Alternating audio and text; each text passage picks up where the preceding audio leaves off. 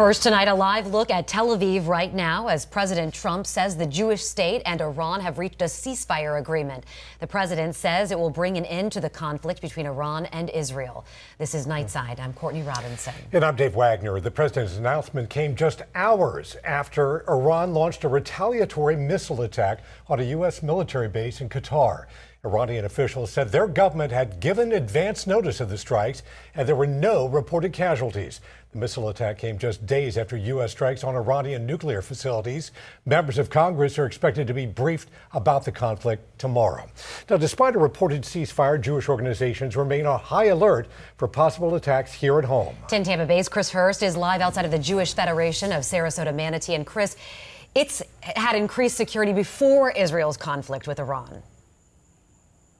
Yeah, that's right, Courtney. It really started last month when that couple in D.C., that Jewish couple, was gunned down outside a museum there.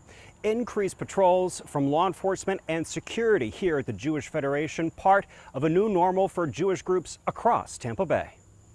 As much as we had strong security before, we had to even raise the level. These are signs as you enter the Jewish Federation of Sarasota Manatee that clue you in to the inherent risk of being Jewish in America. Law enforcement leadership here is always paying attention to what's going on nationally and where threats are, and when there are threats to the Jewish community, they reach out to us. They're on top of it. After the massacre of Jews by Hamas on October 7, 2023, some threats have been by those who oppose the war in Gaza, including Iran. Iran did seek to take action here in the homeland. So I don't want to guess on a hypothetical probability here. But again, I would advise all Americans to exercise caution here in the homeland. The Iranian threat may continue past the ceasefire, as it did after the American assassination of Iran's top general 5 years ago. The U.S. government was already on heightened alert for threats from Iranian-backed individuals, whether individuals directed by Iran to strike U.S. assets or individuals inspired by Iran to do so. I wouldn't think they would do anything serious.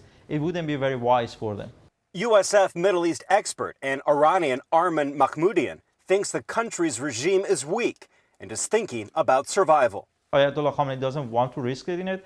And I also want to point out that Islamic Republic still has a lot to lose.